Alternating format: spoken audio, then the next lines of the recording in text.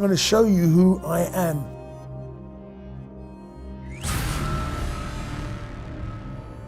That was it. And that was it. Back in 1972, my brother was killed by racists. The only way I can describe it, he was like my Mufasa. I was like Simba. I always wanted to be with him. I started shoplifting, started smoking at the age of 8. My life just went. Something in my heart was severed.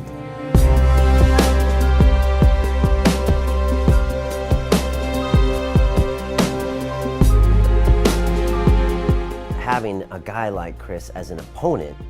It was like he was born a silver spoon in his mouth. And really, he come from South London, but the way that he conducted himself, the Queen should be living in Hove and he should have been in Buckingham Palace. He just has to go look at me and go, oh, and that's it, I want to strangle him. If we talk about that life, it was like nervous breakdown, suicide attempt. And the devil told me to do it, and the angel would say, no, don't do that. I think, yeah, but I listened to him and think, oh yeah, that sounds good. And I was sitting there, I was just crying. I was just crying. I just didn't know how to deal with what was going on. I'm happy because you know what? I come out the other end.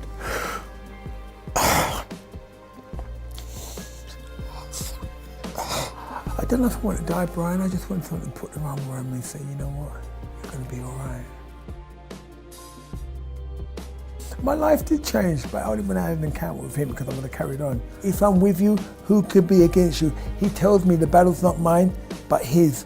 I can do all things through him who strengthened me. I believe in his word and I stand on his word. So you've got backup Oh, in this I got fight. backup, man.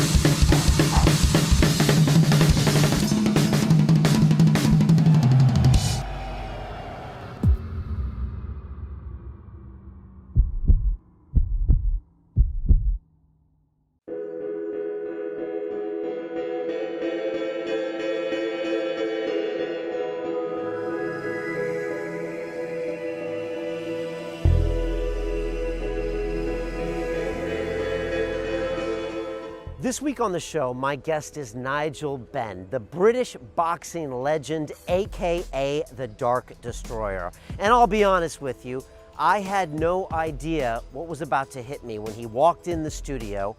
He faced me off so close to my eyes where I felt like he was about to tear my soul out. And by the end of the interview, he was crying and I got a big hug from Nigel. He is a passionate man. He is a legend of British boxing. He had epic battles with Chris Eubank, with Michael Watson. He would sell out stadiums of 47,000 people watching him box in Old Trafford, 20 million people watching that on television here. It was a day of boxing that people these days don't understand how legendary he was, and yet he was a playboy. He loved to party. He trained hard, he partied hard, and he told me all about it during this interview. The late nights at Ministry of Sound, the MDMA, you name it. And he was a man that was out of control, and yet when he was in the ring, he was in control. And he never had a style. It was brawling, get in the guy's face and beat him up. And during the interview, I was reading text messages from Chris Eubank. Chris Eubank left a video. These two men hate each other so much that they talk about each other's sons just to wind each other up. And Connor Benn, Chris Eubank makes references to, and Nigel makes references to Chris Eubank's son, saying stop meddling in his career. He could be more successful. And the passion is really there. But then, halfway through the interview, Nigel breaks down. I've never had someone cry so much on London Real. I put my hand on his leg. I tried to comfort him because now he is a man of God. And about 10 years ago, God spoke to him and he went to his wife and confessed all of his sins, all the womanizing, all the drugs, and took a year where he didn't do anything.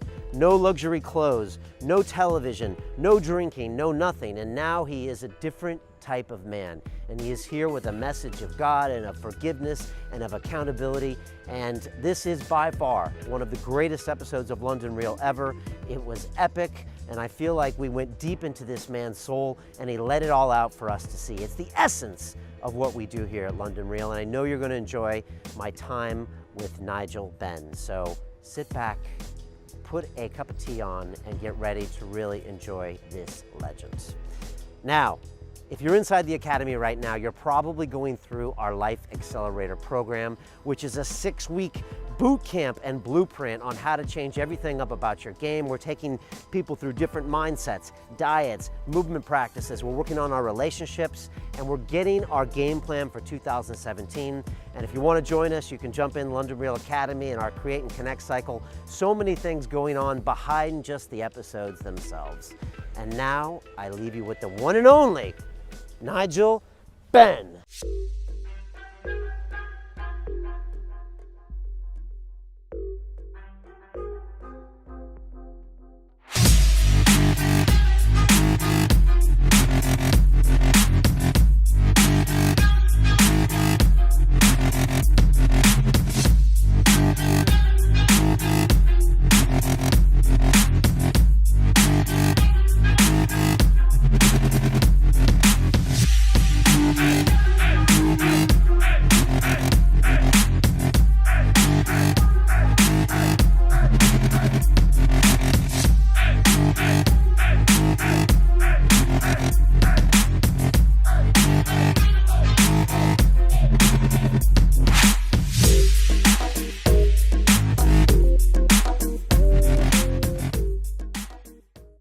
This is London Real. I am Brian Rose. My guest today is Nigel Benn, aka the Dark Destroyer, who is a British former professional boxer known for his epic battles in the 80s and 90s with Chris Eubank, Michael Watson, and Gerald McClellan. Your second fight with Chris Eubank captured the nation, selling out 47,000 seats at Old Trafford and attracting 20 million viewers on television. You now reside in Australia, where you are a practicing Christian pastor, and your son Connor Benn became a professional fighter this year. Nigel, welcome to London Real. God bless you. Bless you too. How are you? Well, I'm good, but I just had a stare down with you in the studio, and no, it wasn't really a stare down. It wasn't really a stare I know down. you were doing it real, but it felt pretty real to me. Well, I'm not a practicing pastor. Me and my wife, we do a chaplaincy course where we just help people, but I'm not a practicing pastor. Okay. I'm not there yet. Okay. So I just Not want to there get yet. that out yet. Okay. And the stare down, that wasn't completely real, or it was pretty real with Well, me. it wasn't real for you because you were smirking, so Yeah. we can't do it unless we both engage with Right. that kind Well, of... you told me to stop smiling, and then I did stop smiling. But it looks like you were still smiling. That was maybe my defense mechanism, you know? You know, I wanted to ask you, these days when a lot of the kids think of boxing, you know, they think of kind of what's going on in the heavyweight division. I can't name who the champion is. Trying what's going on in any of the divisions. I can't name anybody. And they're like, oh yeah, boxing. But back in the day when you were there, it's something that captivated the nation. Yeah. It's something that the Yanks would watch the Brits do, which I don't think happens anymore, except for football. But it was a different sport, right? And it really captured the nation. It divided and brought the nation together. You were even known for saying that. I mean, it brought the British people together. What it was on terrestrial TV. Right. So everybody watched it for free. They didn't have to go pay-per-view or anything. So everybody watched it for free. They go and watch it in the pubs, watch it at home. So everybody got together. And that's why we had a big following, because everybody wanted to watch us fight. And they know, well, especially with me, they know that they're going to get a real fight. Then they're going to get value for money. And you had a big fan base. Yeah. And a lot of your fights split the nation, you know, whether it was with Eubank or maybe Watson. A bunch of them sided with you, some would side with the other guy. Everybody was invested, right? Everybody. And Why did your fans love you? What was it? I think you know what it is. They say, look, I'm not even going to make a cup of tea or go and get a beer because it could be over. I just gave value for money, and you know, and I came out and I was proud to be British, and I'm just going to have a fight. Whatever it takes to win, I was willing to do. That was me. Barry McGuigan said, you weren't a boxer, you were a fighter. Yeah. He was the only one that predicted that I would go all the way. Really? Yeah, I'll never forget that. Huh. He's a fighter's fighter, isn't he? Yeah, And he respects, I think he knows what it takes, right? That's right. And he can see the real deal, is that it? Absolutely, absolutely. Yeah, but he was the only one that really backed me from day dot. He was the only one that I think had me to, I don't know if he had me to beat Joe McClellan, but he was the only one that knew that I was going to go to the top. And I think it was just like, you know, and I just believed in what he was saying as well. So, and he backed me, it just made me feel good. And what did he mean by you're not a boxer? As in what? I can't stand there and do all that. And it's so funny because I actually had a trainer who tried to change me from fighting, won't mention his name, but he tried to change me into boxer. And I tried it, and it was like, I got hit, and it was like, oh, I felt that. Because my whole mentality changed, because boxers don't like getting hit. I was like, and I got hit, and I felt it, and I didn't like it. And I thought, but I never felt like that before. He's got to go. And so when I got rid of him, I went back to what I like doing. If I got whacked, I think, yeah, okay, that's how you want to play it. That's how you want to roll. Let's get it on. So it changed my mentality. So I had to go. I had 5 trainers. 5. But this one really had to go. He tried to make me into a boxer. I'm not a boxer, I'm a fighter. I just found out tonight you were doing Wushu. Wushu, Quan, and Logar, Chinese boxing and Chinese Kung Fu, back in 1976. So if you put Nigel Benn kickboxing in 1976 against Paul O'Keefe, you'll see me, all grainy footage of me. Kickboxing before you were boxing? Oh, way before, because at that time we used to go late night pictures, like Iron Monkey, Snake and Eagle, Shadow, all these kind of films that we used to love. I was only like 12. Going late night pictures out till 6 o'clock in the morning, having 2 pieces of chicken and chips. I remember sitting down watching these kung fu films, all dubbed, you know, in China. But yeah, I loved martial arts. I loved Bruce Lee, Jackie Chan back in the day. And what was your style? What's your fighting style? I was just aggressive. I was just a come forward fighter. That was me. I just wanted to get stuck in and have a war. Take him to a place that he hasn't been. And that was it. I'm not giving the guy a chance to try and box me. I was just going to try and crowd and cramp his style and know what I got to do and take him out. But majority of my fights, I knew already won before we got in the ring, because I would look them out, I'd stare them out, and they do that. They look away, and I knew I had them straight away. Does that work? Oh, absolutely. Always? Majority of the time. Okay. Majority of the time, about 99. There's that one exception where the guy looks away and cracks you. No. It's just like only two people that I've really kind of. Okay, but you can tell, like, when you're signing the contract at the press conference. Oh no, it's not even about signing the contract. It's just like when you're at the weigh-in. Okay, that's when you can tell. Yeah, you can tell. Because they don't want to stare at you. It's 2 people that I know that were Mario Galvano when I won the WBC, and I fought Iron Barkley in Vegas. And I knew he looked down on the ground, and I knew from there I had him. And the first thing I done a hop, skip, and a jump, bang, straight right hand. I knew because he looked down at the press conference. He didn't stare me out, and I knew I had him from that. And there's little tells, right? Yeah, the little things. And you can't hold them all back. You think a fighter, he'll just do something in a split second. But the difference is, once I can look a man in the eye, and I can tell. And because he looked down, that was it. I knew I had him.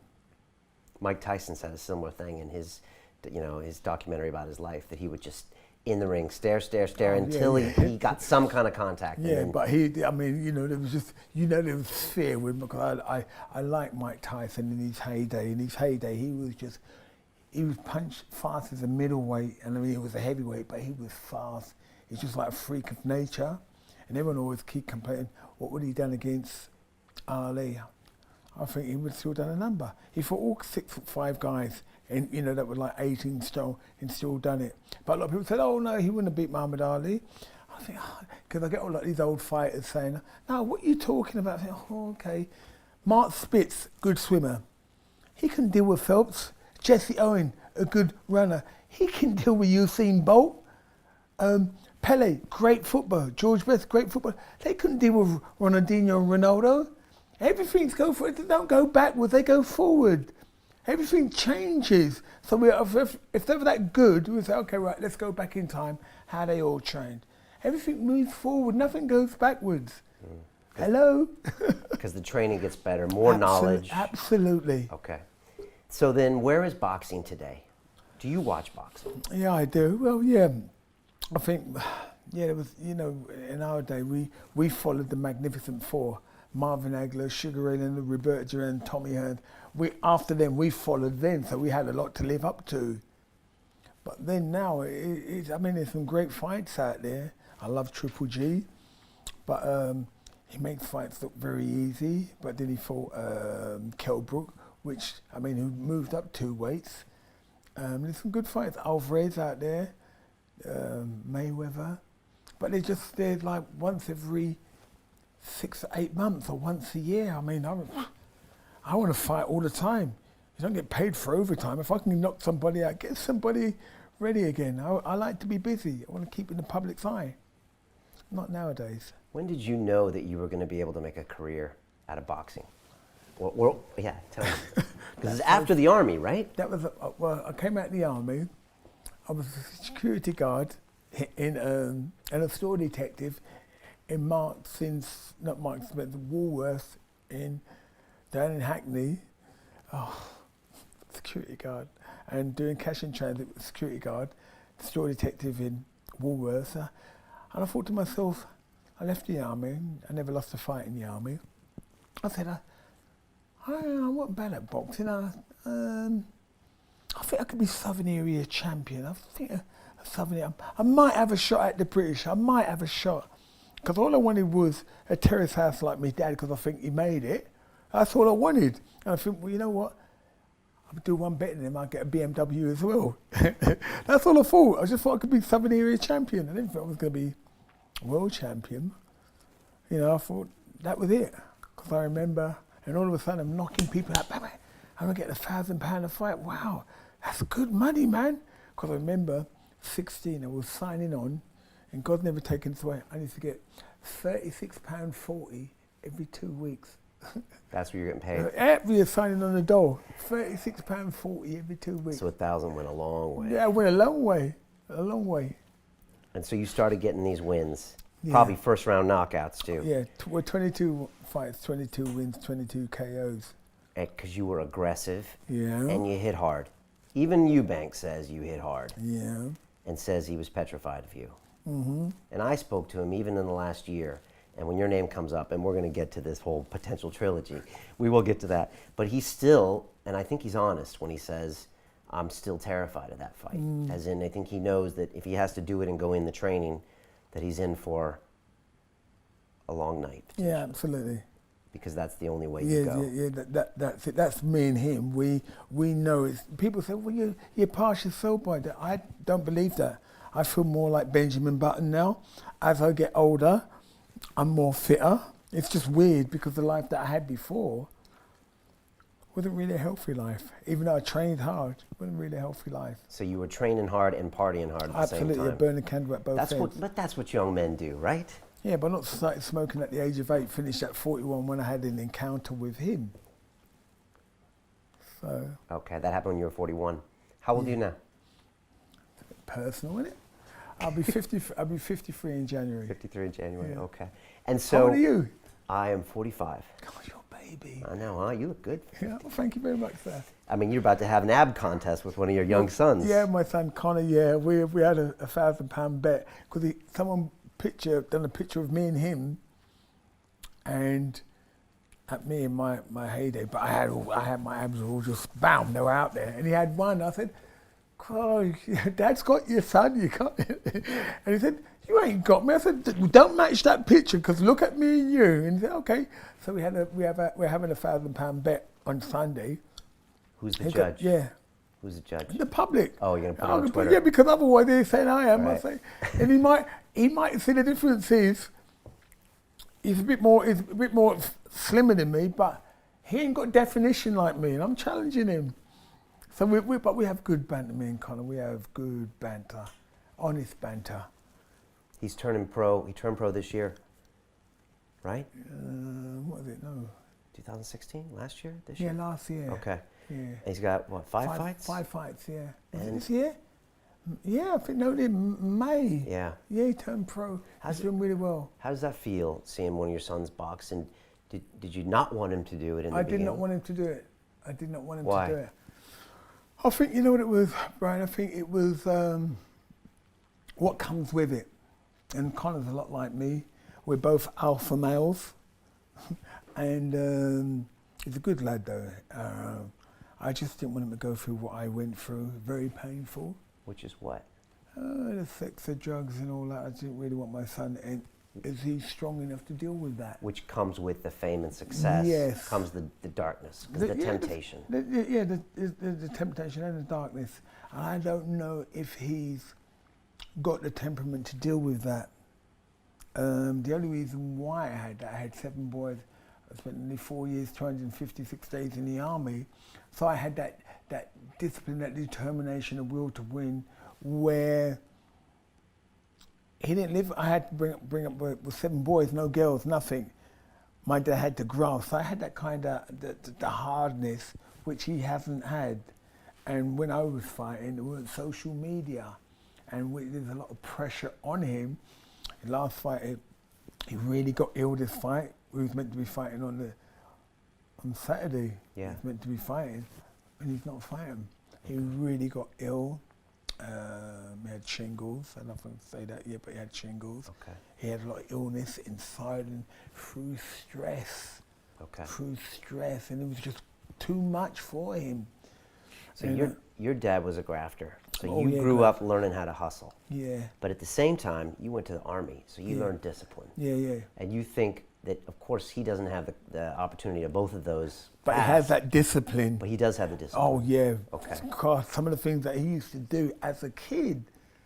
I mean, riding these BMX bikes, he's got massive legs. I mean, all day he'd go out from like 10 in the morning, ride like down to London and back, but hanging around with just riding. So he has that. He's got that. The apple, they say the apple don't fall far from the tree. He's so much like me, absolutely so much like me. And so the fitness side, he's really got the determination. He has everything, but it's just really trying to control that. If I look at me at 20 and him at 20, I would say I'm here and he's there. Fitness-wise. Fitness-wise and skill-wise. And skill-wise, okay. Yeah, I just had the punch. He's got the power, but he don't know how to transition it because his feet are not right. And we know we're working on that, and we can't.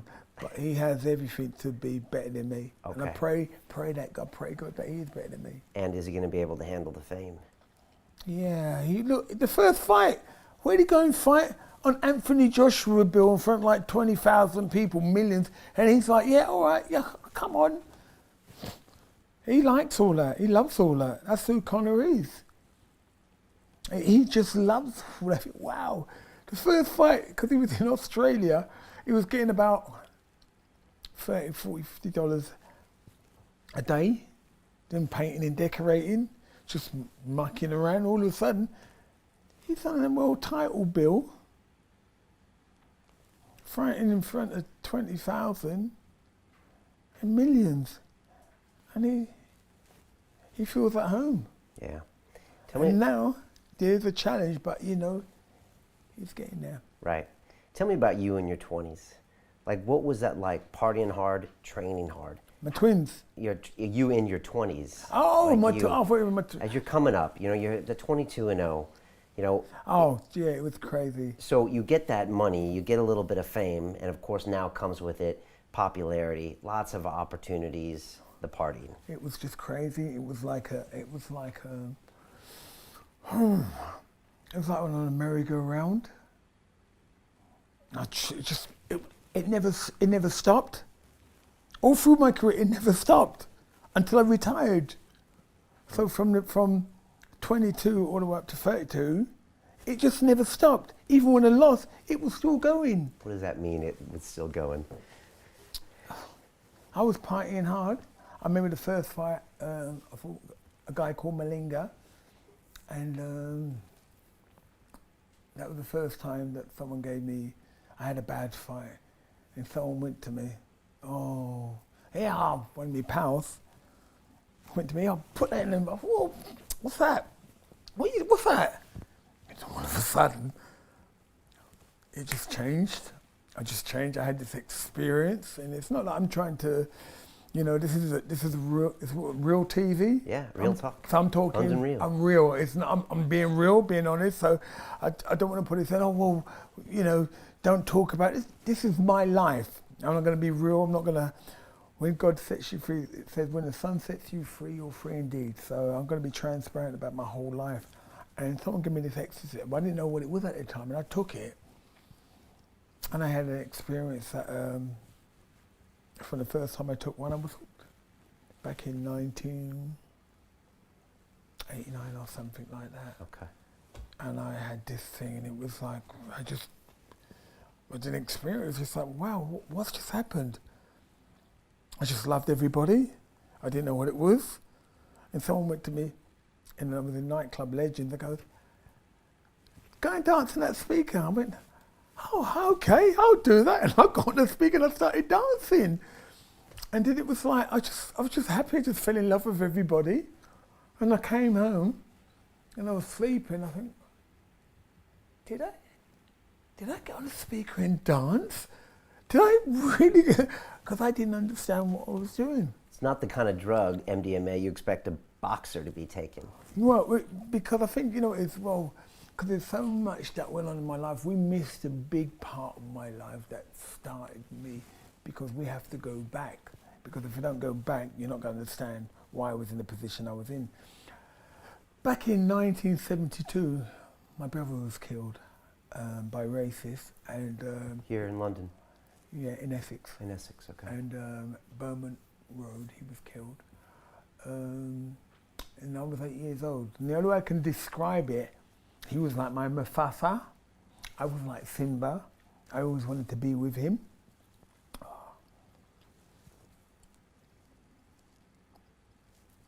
And I remember the police lights were flashing outside my house, and Mum was crying. She was screaming. I was 8 years old. And she said, he's dead, he's dead, he's dead. And I was like 8 years old, I was crying. I thought, was dead. What's dead? I don't understand dead. And he's dead. I found out my brother was killed by racists. He cut his groin and he bled to death. He was 17. It affected me in a big way, because from then, something in my heart was severed. It was like, and it was so funny, because now I understand it was exactly the same way as Simba just left and went away. And that was the same with me. I just went away. I started shoplifting, started smoking at the age of 8. My life just went. I didn't have no feelings. My whole life changed from that incident. And I'm going to show you from this 8-year-old boy was affected until I was 41. Right.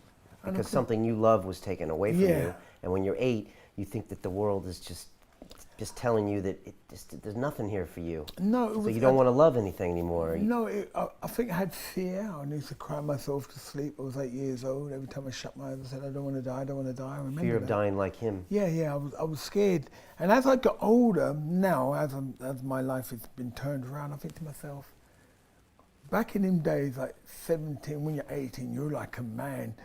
A man in his 30, because at them time they had big cyborg, big beard. I thought, he ain't got long to live, he's going to die soon. Because that's what you used to think. So my brother at 18, we think he was a man. He was just a little boy. Because I'm like 53, nearly 53, and it's like, he was taken away from me. And it affected me. I was out shoplifting. I was out fighting with National Front all the time. Always fighting. I had an anger in me that did not go. What was the scene like back then between National Front? What was the racism scene like? I mean, can you describe it? Oh, absolutely. Actually, the best time of my life was actually living in that area compared to now. How is that? How's that? Because we'd have a fight with our fists over 4x2, but that's it. No one weren't packing. No one ain't coming out with a Mac 10. Hello? We weren't fighting with guns and all that like that is today. We'd have a fight sometimes. You fight somebody, and by the time you get to the end of the road, you're back friends. Do you understand? No one died. And back in the day, it was like if someone got mugged him as an old lady. I think, oh, please don't be black. That was just how I was. It happens all the time now. You pick up the paper, you see what's going on in the world today compared to there. And it was so funny. The old people were going, oh, it was good in the old days. I think we're talking about good in the old days. Now, I'm growing up, I think, man, it was good in the old days because everything was changed. The programs that we watched, the things that we done were completely different. We'd come out at a certain time, soon to get dark, we'll all be home, the family be there.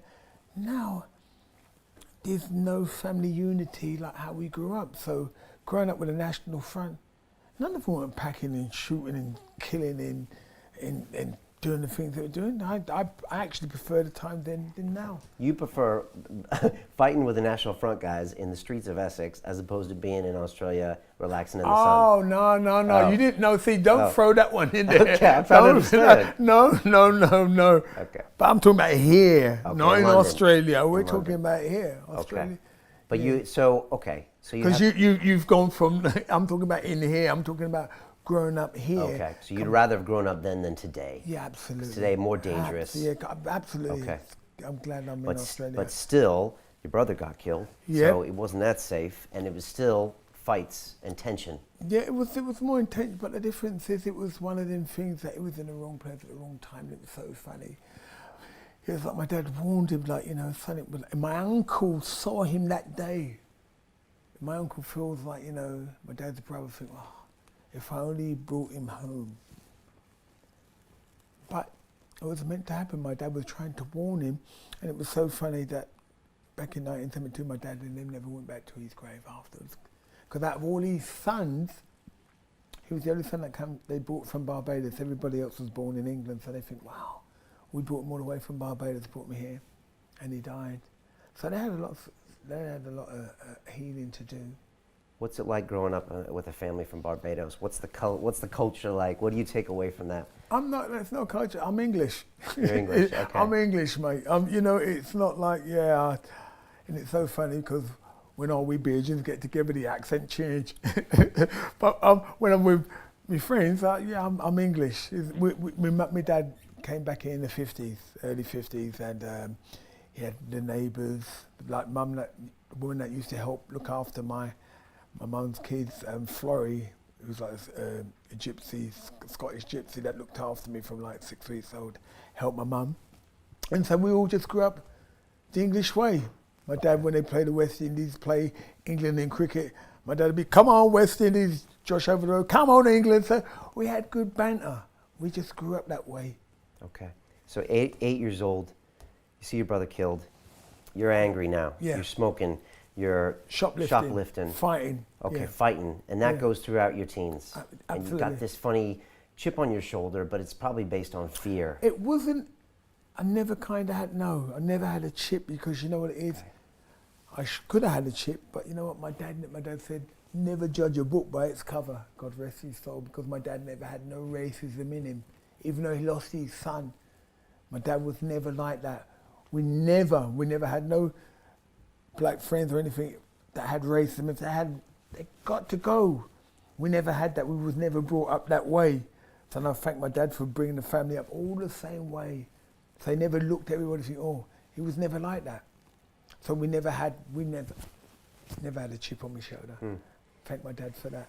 But you had this... I had anger. But it wasn't a chip. You had a strange kind of anger, because I watched this press conference today that you had with Eubank, the first time you guys signed the contract on the desk, and he's not even looking at you in the back to you. Yeah. But you got this kind of anger in you that I haven't seen in a fighter before. Listen. It's something that's unique to you. No, it's not you.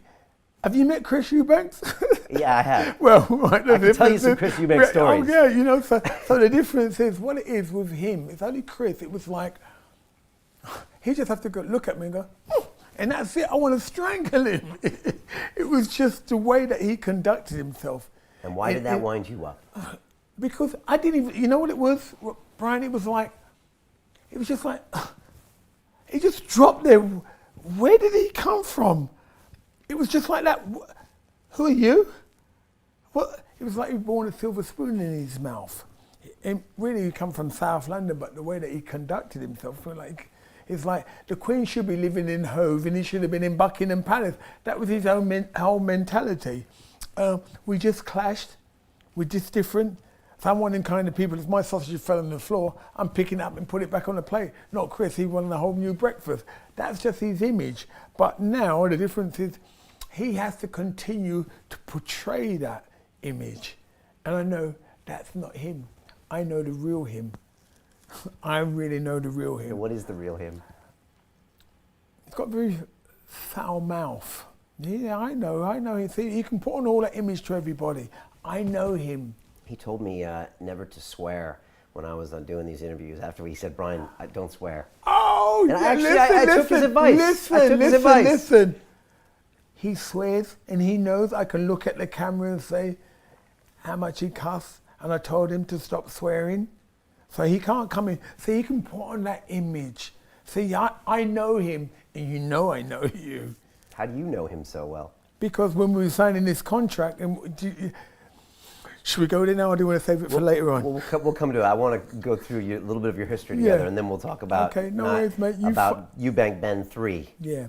And the history of it. And I've seen some emails, so. Yeah, you've seen the emails. I've seen some emails. Okay, so now you know it's the truth.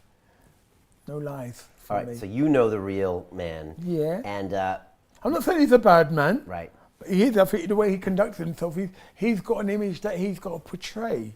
Right. But then we can talk about, there's so much about him and his son, and I think that his son's quality. But we can go there, but I don't know when you want to come in. There's so much that we can cover. I mean, first of all, I guess you have to admit that having a guy like Chris as an opponent is an amazing thing. Absolutely. Which maybe you can't appreciate at the time. No, I mean, I think at the end of the day, I just didn't know where he come. It's just like he did a boop. Who? Where did you come from? I didn't even know where he come from. He just dropped there, and the next minute, who are you? I didn't even know who he was. I had the limelight, and then all of a sudden this man, and I thank God for him, don't get me wrong. But where did he come from? It's just like he just dropped out of the sky and he was there with his monocle and his droppers and his cane. Who's this man? I didn't know who he was. He just dropped there. It wasn't like, I didn't even have the time to think about it and digest. It was just like, I didn't even know who he was. He was there. Just like that. Do you like think that was a technique that he was saying? Do you think that was a tactic to get in boxers' minds by making them angry in the air and all that funny stuff? No, that was just, first of all, that was just who I was. So it wasn't like, I was angry anyway, as you say, now I want to show you from being an 8-year-old boy. Right. Because I don't want you to get it twisted and think that because he came along, there was an angry man, an angry boy that was living inside me that I didn't know how to deal with. Okay. Which made you a successful fighter. Yeah. But I think that was in me anyway, because I had 6 other brothers in there, was no girls in the house. If you got up late for breakfast, you missed it. So it was always fighting in the house, right. As long as my dad wasn't there. And when you're knocking 22 guys out in a row, when you're doing that stuff, is that anger being expressed, or is it fear as well sometimes? I never even thought about it. You don't think? No, it just... Okay, just do. Because I had that discipline from the army. Okay. I just had that discipline. I remember the sergeant major, I came in second in the relay, and I was all happy. And the sergeant major gave it to me. You W, you this, you that. And I remember after the Joe McClellan fight, I said, I'll be number 1, second to no one. And that came from my sergeant major. Remember what I was saying. Look at him, someone out there betting, but he wasn't talking like how I'm talking. He was screaming and cussing me and saying, look at you, be number 1, second to no one. And I remember that sticking in me. And I thought, Joe McClellan, exactly what I said, be number 1, second to no one, from what I learned in the army. Wow, and you said that before the fight? After the fight, right. Yeah. So you're channeling, so that army also honed your competitiveness. Listen, back in the day, Rocky was around. Listen, snow, sleet, hey, Rocky can do it, I can do it. So whatever it is, we had that kind of mentality. Yeah, be number 1. We're going to the mountaintop. That was it. That was the whole. So whatever it is, snow, sleet. Cause it's so funny. I got to mention this. Connor, when he was in Australia, He said, oh, yeah, I'm not running because it's raining. What? I thought, are you mad? I'm not running because it's raining. Hello? Do you understand? Yeah. Obviously it's changed, but I mean, like, it's raining, I can't run. What is that all about? I don't care if it's 5 below 0 and it snows, sleet. I'm running out there. That's dedication. Old school. All right. I'm not running because it's raining. Sorry, Con. All right, so that's the background. We go right back up to this ecstasy evening. Yeah. Is that was one of probably the first times where maybe you could let a lot of that anger out, maybe even for the night. Because look, there's something therapeutic about MDMA too, you know? Okay, when abused, maybe not, but you know. Well, it was, and it didn't turn into an addiction. Right. Because I think what it was going through, because I was going through a messy divorce as well. Messy divorce, it just prolonged, so it was like, and I loved my wife at that time, but it was just like we was not ready for marriage. We had 3 kids, but it was like we just clashed, and it was like, you know, I didn't want to not be married because I wanted to try and be just like my dad was being married, but we just didn't hit it off, and so sometimes I take that thing. I was in a very dark place for many years. Right. So all through my career, it was a dark place. Right. So you're winning and still in a dark place. Yeah, because then I take them things to just take me away. Right. Do you think part of you wanted to get away from the angry Nigel as well? Because that can be hard to wake up every day and be that angry guy. No, I wasn't angry all the time. Okay. It was in me. It was something going on. It wasn't like, yeah, wake up. Okay. No, it was never like that. You could just tap into it when you needed it. No, I didn't tap into it because I had all these negative thoughts going on as well. A lot of thoughts. You've got to understand that, you know, because I'll have to line it out with my Christianity later on as we get there, because there's so much that what coincides with my lifestyle and my thought pattern is what you think is what you are. Do you understand? So the thoughts that was going in there, were they negative thoughts or were they positive thoughts? Were they God thoughts or were they devil thoughts? This is how it is. It's one or the other. And I'll show you through scripture as we talk how my life was. Okay. Now, you're partying and training hard at the same time. No. I party hard. See, what I do is, I'll just give you a quick synopsis. Then I train. I live on boiled chicken, sometimes fish for breakfast, chicken for breakfast. When I fought Eubanks, I was taking like 180 vitamins a day, 50 hemoglobin iron tablets, like dog biscuits I'd have to take, fish in the morning, but these are the kind of things I do. So I do that for like 8 weeks, and then after the fight, then I go and hit the town hard. So what it is, then I go up, and I come right down. Kebabs, McDonald's, fish and chips, you name it, all the way down. And I know it took me 8 weeks to get back into tip-top condition. Anymore, I'm going to peak and I'm going to go down. So I know it took me exactly 8 weeks to get to the top. Okay. And what does hitting the town hard look like at your heyday? In my heyday, what it was... Walk me through a week of hitting the town hard. Oh, listen, what it'd be like after a fight Friday, because even some of the fights I'd be hurt, but I still want to go out and party because I've just experienced something that I've never experienced before. And I wanted to get that feeling again, because when I weren't training, I had more problems. When I was training, I was at peace. Do you understand what I mean? I'd be running up Mount Teeling, I'd just be away. When I came back, there's everybody wants something, people want money for me, stories being sold. Only because it was all self-inflicted, mind you. It wasn't nobody else, it was all self-inflicted. So I took these little things to get me away from these places, but I was already in a dark place anyway. So what it would be like, right, it would start off... Friday night, you win the fight. No. On a Friday night, yeah, but then after that we got Friday, and then we'll be out from Saturday night to Monday morning, 3 days off. Then we go to Stringfellows when it wasn't a strip club. It was 20 odd years ago. It was a good club. I used to DJ in it. Oh, like a members club or something. Right. No, it wasn't a members club. It was just none of the members. It weren't no dancing, no women dancing. It was nothing like that. It was just like a funky house that we used to go and play. Then from there we go to a club called Fidenz's, and then we used to go to Cafe de Paris back in the day. We're not talking about how it is all posh and all them Hugh I. Henrys. There weren't none of that, mate. The boys used to, we used to have it large, and then we go to... What was it like, Cafe de Paris? Oh, God, one of the best clubs going. Yeah. Then we go from there.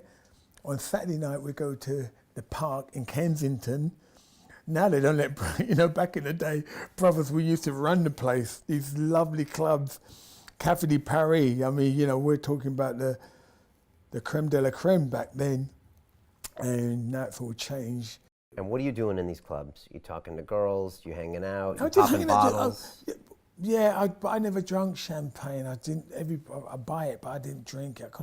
My drinks were, sorry to say, I let the team down, but my drinks were like Dubonnet and lemonade and Tia Marie and Coke and Southern Comfort lemonade, like that much Southern Comfort lemonade. I just can't drink. I wasn't really a drinker, but I'd buy people champagne and pills. Yeah, Okay. I mean, I never paid for none of that, so it was just, I was just in a different place, that would last for so after the fight, it'd be Saturday night, Sunday night, we'll come home Monday morning, then when the fight's over, it'd be Thursday night, Friday night, Saturday night, Sunday night, coming home Monday, so it's like 4 or 5 days, and we've done this for like 10 years. 10 years, but the club that we loved was Ministry of Sound. A DJ in there, and it was like, it would just be like an experience that I've never experienced. It was just like, I just love music. I love funky house. And it was like, we used to say, if you want to fight, you want to go and fight at the Royal Albert Hall. If you want to play at football, you want to go to Wembley. If you want to play rugby, you want to play at Twickenham. And if you want to have it large, you've got to be a Ministry of Sound. And we used to do that. We had our corner, the same corner, for 10 years in Ministry. Sounds like a good life.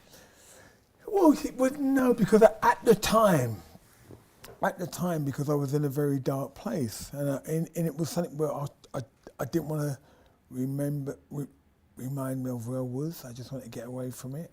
Okay, and the dark place for 10 years, you were in a dark place. Well, it wasn't, because I kind of had these feelings to try and take me away from the dark places. What was the dark place? Well, I think fighting, because going back as a kid now, I had sex when I was 12 years old, and some of the women could have been 10, size 10, size 12, size 18, so big women. I just needed someone to just love me. It was just like, I had a very low self-esteem. As much as I was hard, I had a very low self-esteem. So I was addicted to sex as well, regardless of what size the woman was.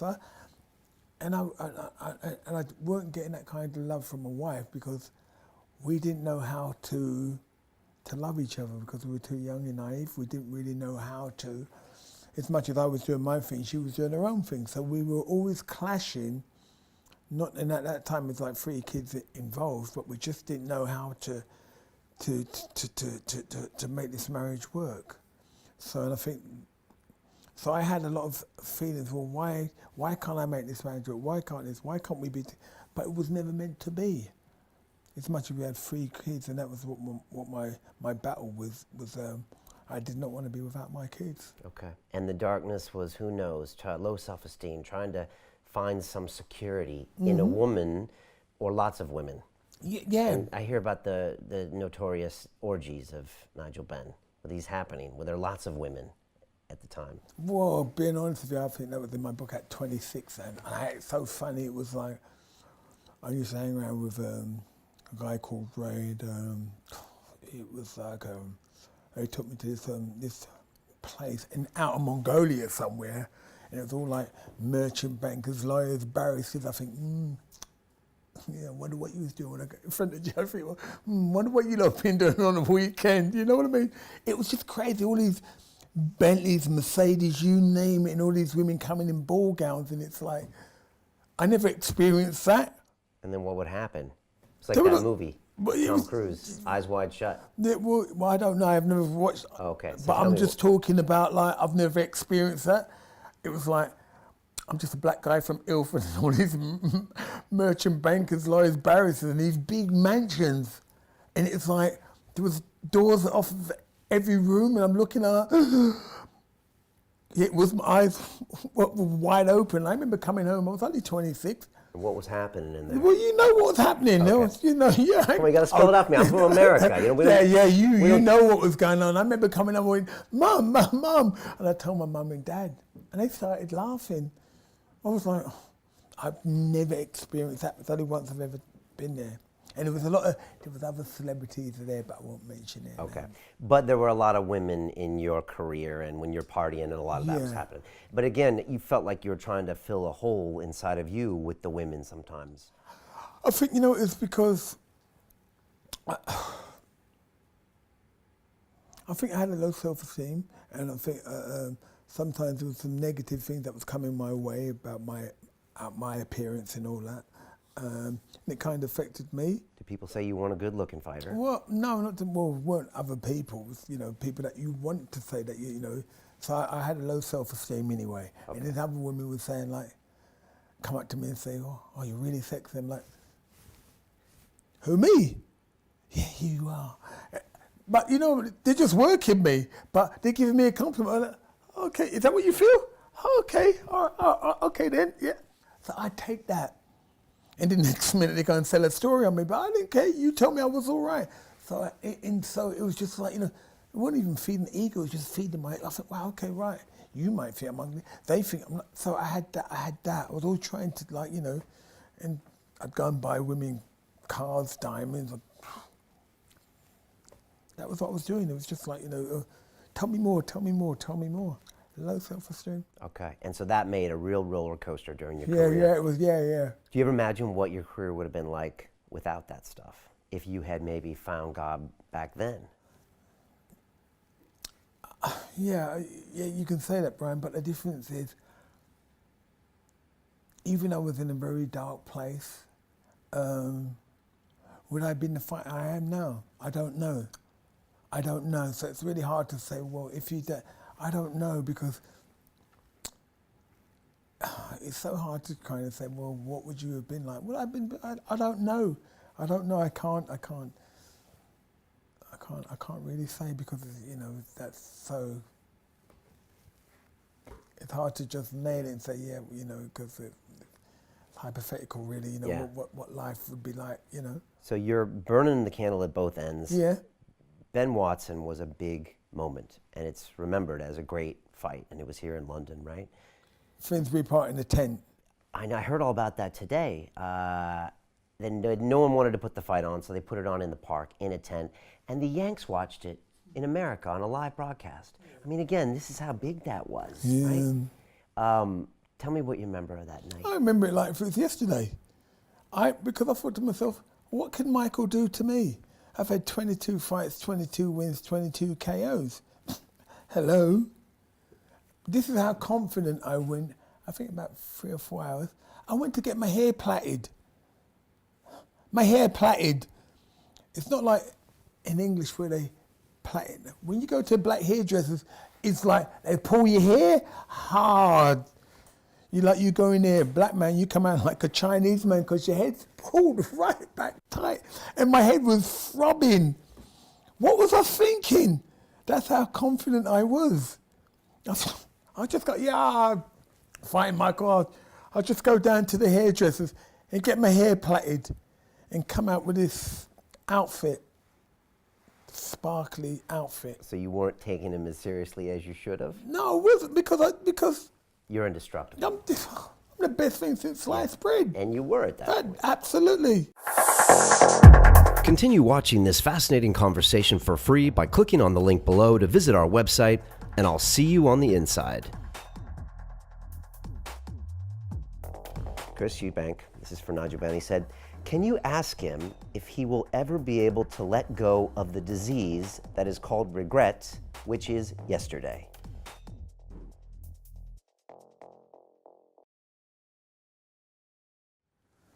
Listen.